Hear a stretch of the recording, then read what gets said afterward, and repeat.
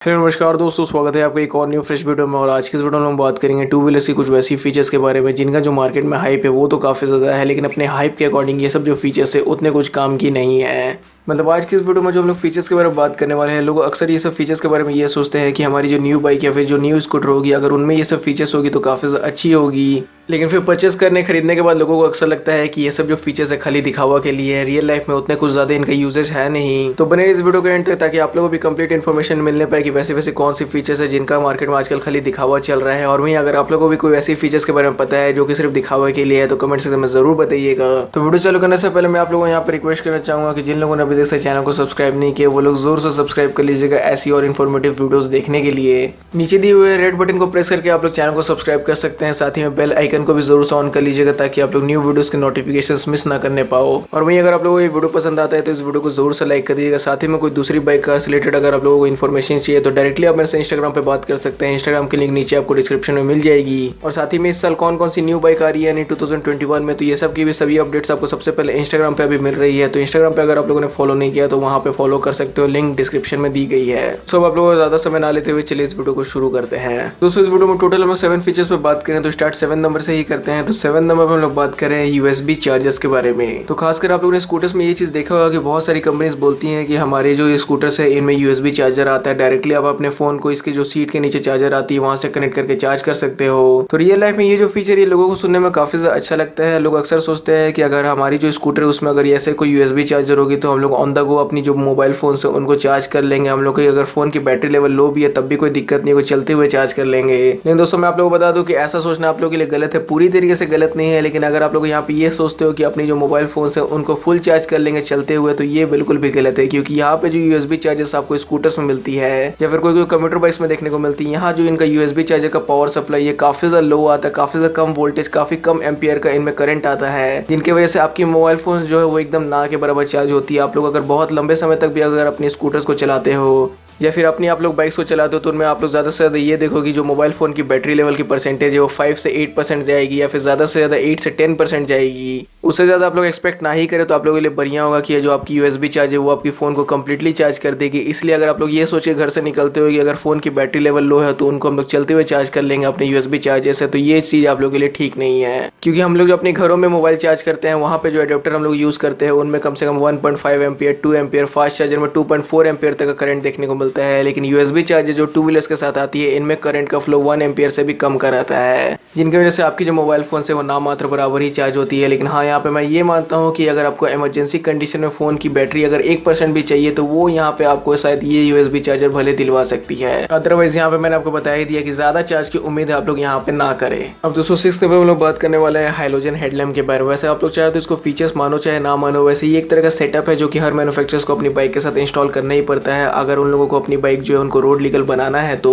हर जगह की रोड्स में हम लोग को गड्ढे वड्ढे देखने को मिलते हैं, हर जगह की रोड में कोई भी कहीं से भी एंटर कर जाता है, कोई भी कहीं से घुस जाता है। तो ये सब चीजें और ज्यादा वर्स्ट हो जाती है जब हम लोग बाइक को नाइट में राइड करते हैं। तो ये सब चीजों को सही से देखने के लिए, ये सब चीजों को सही से टैकल करने के लिए हमारी जो नाइट की विजिबिलिटी है वो काफी ज्यादा अच्छी होनी चाहिए। और नाइट की विजिबिलिटी अच्छी तभी होगी जब हम लोग की जो हेडलाइट है वो ज्यादा अच्छी होगी, मतलब उसकी जो पावर है, उसकी जो थ्रो है वो हम लोग को ज्यादा मिलेगी। वैसे BS6 एरा आने के बाद मोस्टली जो प्रीमियम कंप्यूटर बाइक्स है उनमें आपको एलईडी हेडलैम्प देखने को मिल रहा है, लेकिन अभी भी बहुत सारी ऐसी कंप्यूटर बाइक्स है जिनमें आपको सिर्फ हेलोजन हेडलैम्प देखने को मिलता है। ऊपर से 35/35 वॉट की उनमें आपको बल्ब देखने को मिलती है। तो हेलोजन हेडलाइट एक पल के लिए काम कर भी जाता है अगर आपकी जो बाइक्स उनमें 55/60 वॉट की अगर बल्ब लगी हुई है, तो जैसे कि NS200 हो गई या फिर उस टाइप की कोई दूसरी बाइक्स हो गई। लेकिन जैसे जो कंप्यूटर बाइक्स आती है जो कि 100cc की होती है, 110cc की होती है, उनमें आपको ज्यादा 35/35 वॉट की हेडलाइट की बल्ब देखने को मिलती है, जिनकी वजह से उनकी जो नाइट की थ्रो एकदम घटिया आती है। नाइट में विजिबिलिटी वो सब हेडलाइट से एकदम कम आती है। और वहीं अगर वो सब बाइक्स को अगर आप लोग लेके हाईवे पे चल जाते हो नाइट के टाइम तो आपको काफी ज्यादा दिक्कत होती है।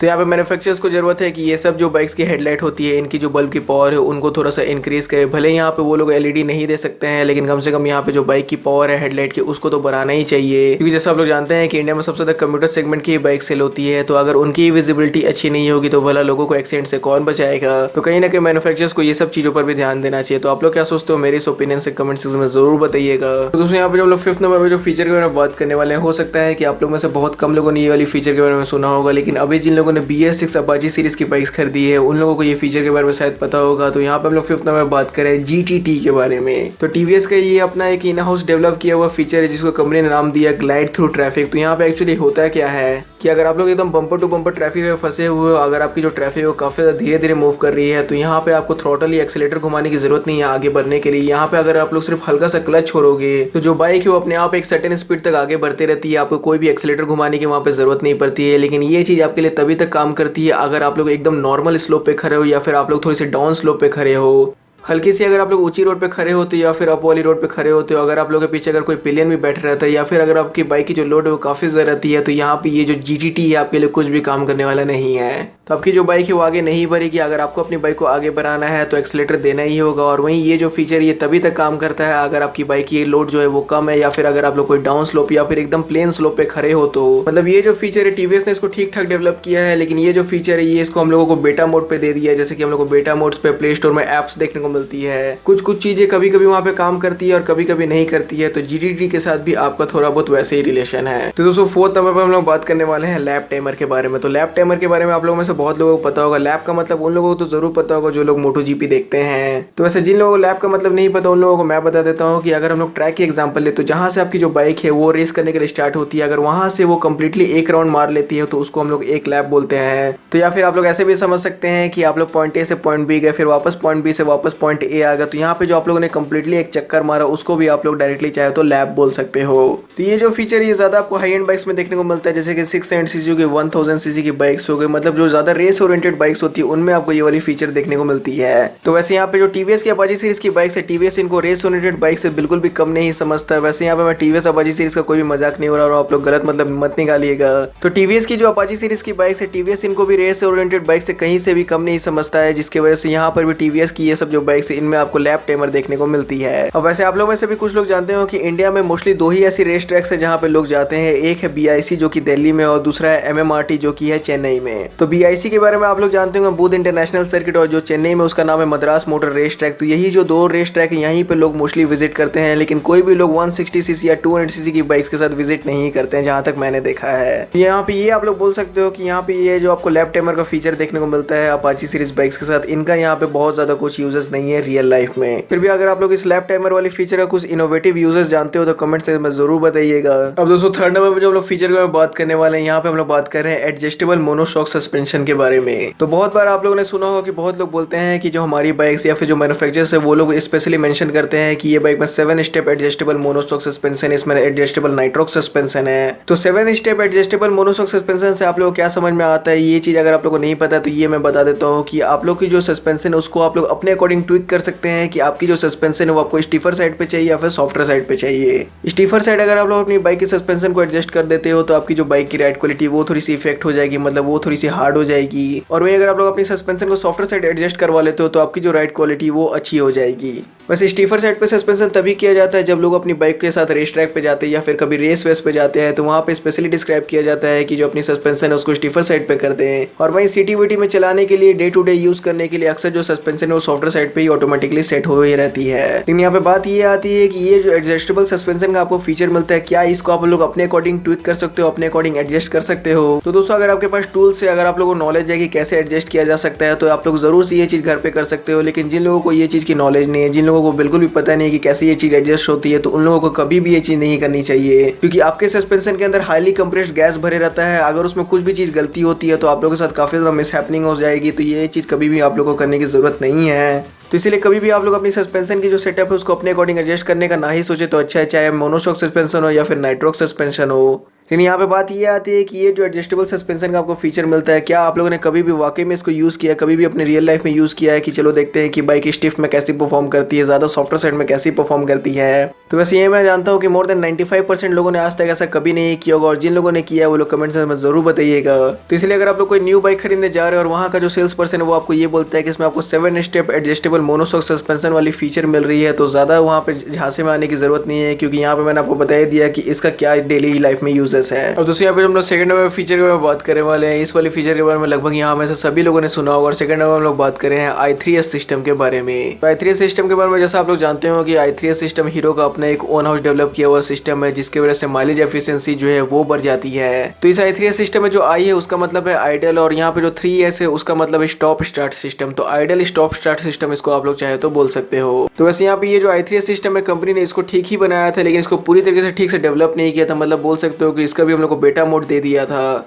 लेकिन यहाँ पे बात ये आ जाती है कि ये जो i3s सिस्टम है ये भी हीरो की कंप्यूटर बाइक्स में आती है, और कंप्यूटर बाइक्स में स्पेशली इसके लिए एक डेडिकेटेड स्विच कंपनी देती है, जिसकी वजह से ये जो सिस्टम है आप लोग इसको जब मन चाहे ऑन या फिर जब मन चाहे ऑफ कर सकते हो। लेकिन जैसे आप लोग जानते हो कि आजकल के डेट में जो यंगर जनरेशन है वो कंप्यूटर बाइक्स उतनी चलाती नहीं है। ज़्यादा 30+ एज या फिर 40+ एज वाली ही जो जनरेशन है वो ये सब बाइक चलाती है, और इन्हीं की वजह से वो लोग को वो सब स्विच से कोई मतलब ही नहीं है कि क्या ये सब i3s सिस्टम है या फिर नहीं है। तो वैसे यहाँ पे i3s सिस्टम वाली बाइक्स में होता है क्या है कि जैसे आपकी जो बाइक है वो आइडल कंडीशन में आती है, और वहीं अगर आपकी जो बाइक है वो न्यूट्रल में रहती है तो आपकी जो इंजन है वो ऑटोमेटिकली ऑफ हो जाती है, और जैसे ही आप लोग अपनी क्लच को प्रेस करते हो तो बाइक की जो इंजन है वो वापस से चालू हो जाती है, मतलब बाइक फिर से चालू हो जाती है। तो हीरो का यहाँ पे ये कहना है कि i3s सिस्टम के साथ जब आपकी जो बाइक है ऑटोमेटिकली ऑफ हो जाएगी तो यहाँ पे आपकी जो माइलेज है वो थोड़ी बहुत सेव हो जाएगी। लेकिन हीरो ने यहाँ पे ये नहीं बताया कि बार बार अगर बाइक बंद होगी चालू होगी बंद होगी चालू होगी तो यहाँ पे फिर से उतना ही तेल लग जाएगा जितना जो बाइक है वो अगर चालू कंडीशन में रहेगी। तो ये जो i3s वाले सिस्टम ये उन लोग भी यूज कर सकते हैं जिन लोगों की बाइक में ये वाली फीचर नहीं आती। उन लोगों को बस करना क्या है कि ट्रैफिक के दौरान अपनी जो बाइक की है उसको टर्न ऑफ कर लेना है, जब ट्रैफिक हट जाए तो टर्न ऑन कर लेना है, तो ऑटोमेटिकली आपकी जो i3s वाले सिस्टम है वो यूज हो ही जाएगी। अब दोस्तों यहाँ पे जो लोग फर्स्ट नंबर जो फीचर में बात करने वाले हैं, पिछले कुछ समय से इस वाली फीचर का मार्केट में हाइप काफी ज्यादा मचा है, काफी ज्यादा लोगों के बीच में इस वाली फीचर का क्रेज। और यहाँ पे हम लोग बात कर रहे हैं ब्लूटूथ के बारे में। वैसे यहाँ पे हम लोग पूरा का पूरा ब्लूटूथ फीचर को ही गलत नहीं बोलने वाले हैं, पूरा का पूरा हम लोग यहाँ पे ये नहीं बोले कि ये जो फीचर है कोई काम का नहीं है। वैसे थोड़ा बहुत यहाँ पे मैं ये सोचता हूँ कि ये जो फीचर है ज्यादा दिखावा के लिए, इसका कुछ रियल लाइफ में उतना कुछ काम होता नहीं है। तो ब्लूटूथ नेविगेशन वैसी फीचर है जो कि आजकल आपको बहुत सारे स्कूटर्स और बाइक्स में देखने को मिल रही है। पहले हाई एंड बाइक्स में आपको ये सब चीजें देखने को मिलती थी, लेकिन आजकल के डेट में आपको प्रीमियम कंप्यूटर बाइक्स स्कूटर्स में भी ये चीजें देखने को मिल जा रही है।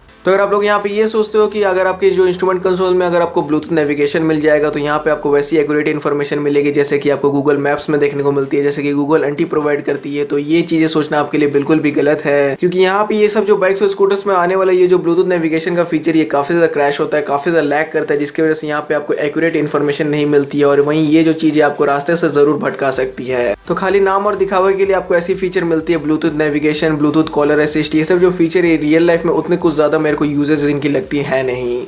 तो वैसे अगर आप लोग भी कोई ऐसी बाइक और स्कूटर ओन करते हैं जिसमें कि आपको ऐसी ब्लूटूथ नेविगेशन वाली फीचर देखने को मिलती है तो अपना जो यूजर एक्सपीरियंस है वो जरूर हम लोगों के साथ शेयर करिएगा कमेंट सेक्शन में। तो दोस्तों यही सब वो 7 फीचर्स थी जिनके बारे में मैंने आपको वीडियो में बताया, जो कि सिर्फ सुनने में अच्छी लगती है या दिखावे के लिए अच्छी लगती है, लेकिन रियल लाइफ में इनका कुछ उतना कुछ यूजेस है नहीं। तो अगर आपको ये वीडियो पसंद आता है तो जरूर से लाइक कर दीजिएगा, चैनल को सब्सक्राइब नहीं किया तो सब्सक्राइब भी कर दीजिएगा, और वहीं आपको वीडियो देखने के लिए थैंक यू।